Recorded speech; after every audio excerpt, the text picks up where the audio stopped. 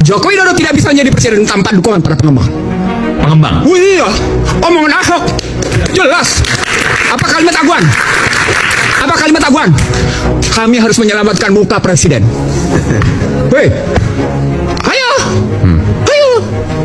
ayo kita bilang.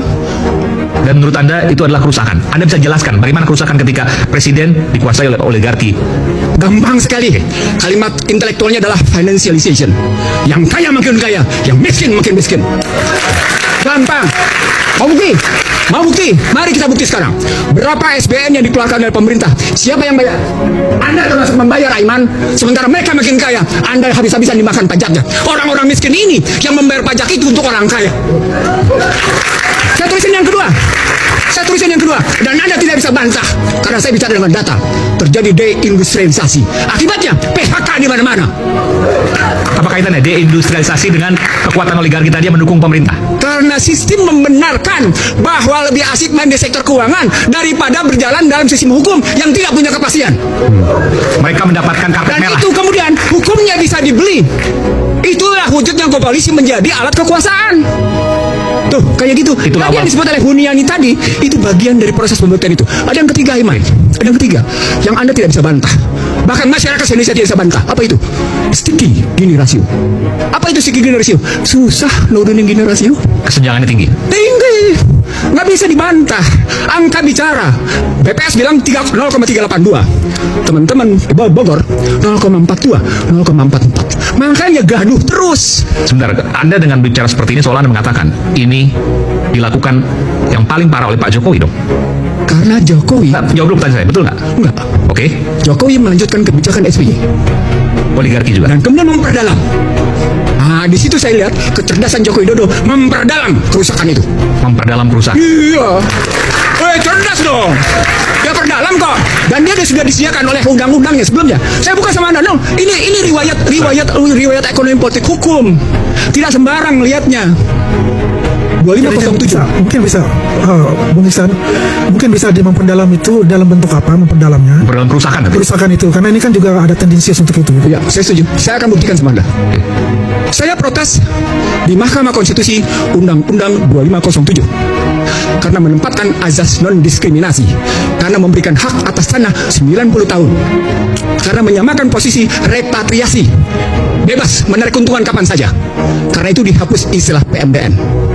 Oke, dampak dari sana, salah satu penilaian yang muncul dari Bank Dunia, Indonesia telah mengalami kebebasan di berbagai sektor dengan sangat memuaskan.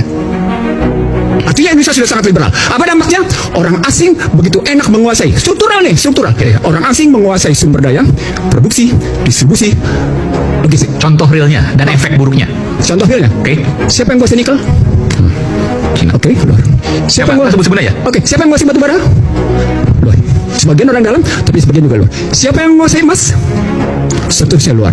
Oke, sejumlah mineral itu dalam sedemikian rupa.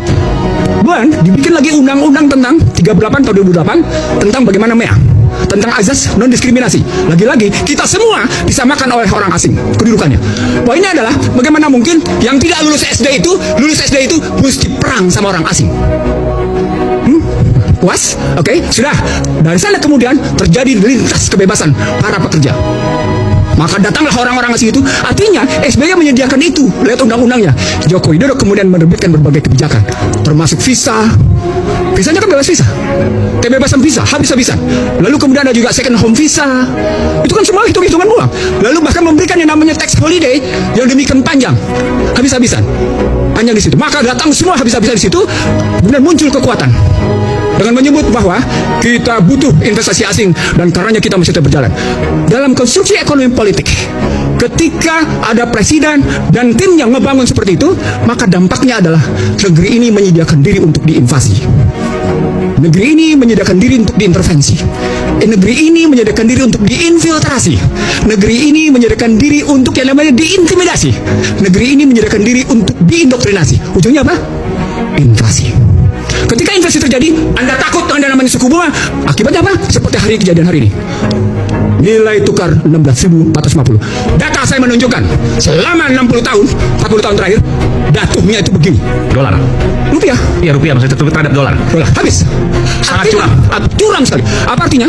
Artinya ketika dia berhubungan dengan fiskal dengan utang, kekeruan. Nah, di situ orang melihat bandingan antara, saya jawab Yandi, bandingan antara utang yang diciptakan di era SBY dengan utang yang diciptakan di era Joko Widodo. Dari situ orang kemudian melihat berapa sesungguhnya manfaat yang muncul atas 5 indikator. 1.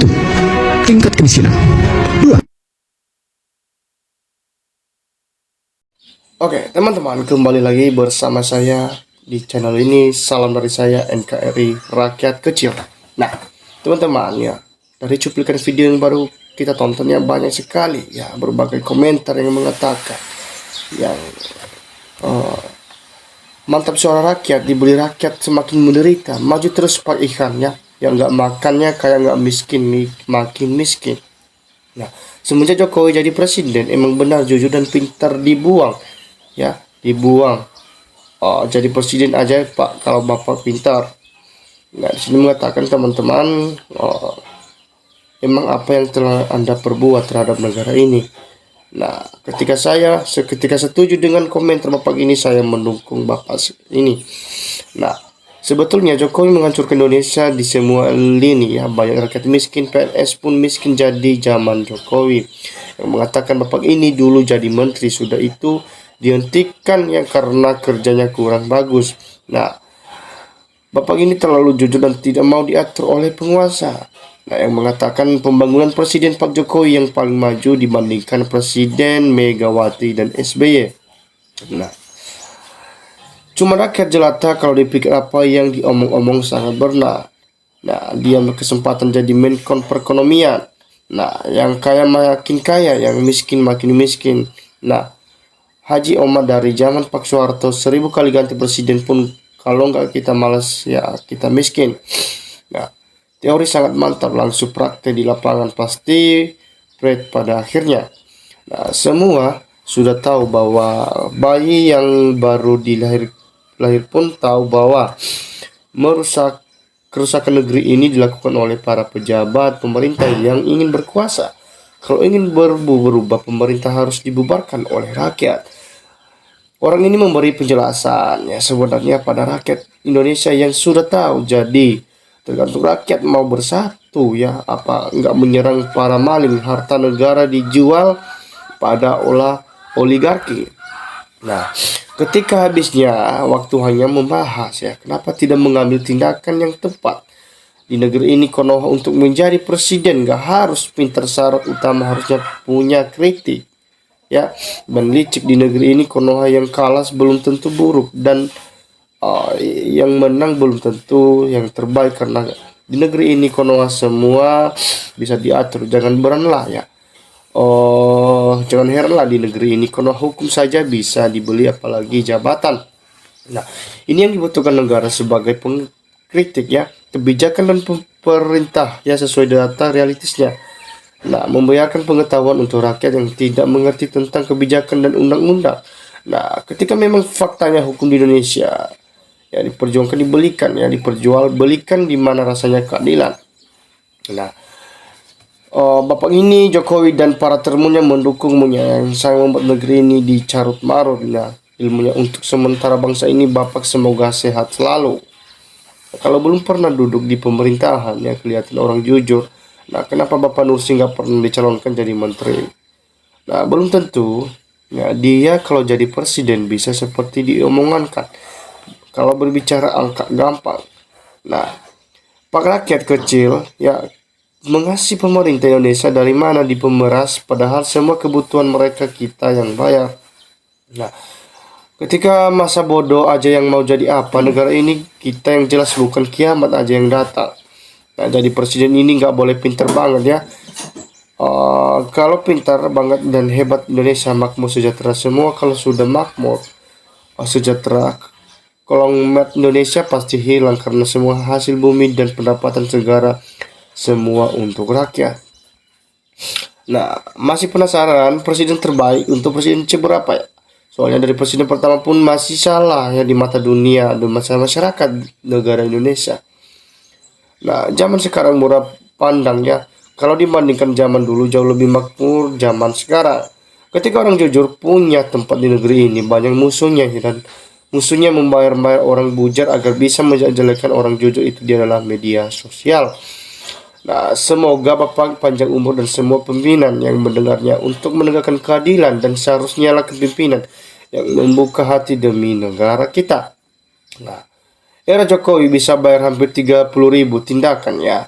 30.000 triliun indah di mana-mana ya, ribuan. Karena era SBY bayar hutang 1.000 nggak sampai indah.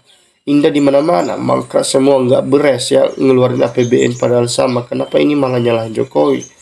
Nah, kalau presiden habiskan Bapak harus menyalurkan diri sebagai presiden, jangan cuma andalkan kritikus, bisa nggak?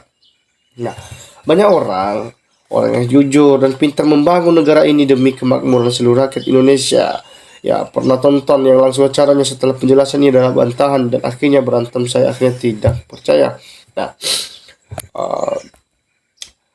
dari cara Bapak ini bicara tidak berbata-bata, tidak kelihatan mengada-ngada, bicara dengan data dan menurut keyakinannya. Semua yang dibicarakan fakta. Ya, bangsa berarti SBY, siluman buaya mengawali. Siapa nih yang paling beresin semua? Bangkrut untuk bangsa ini. Semua juga cuman bisa cop seperti aku dan dirimu. Nah, teman-teman silakan memberikan tanggapan, komentar bagaimana ya pendapat Anda supaya kita bersama terus untuk bersama di kasus ini. Salam dari saya NKRI harga mati.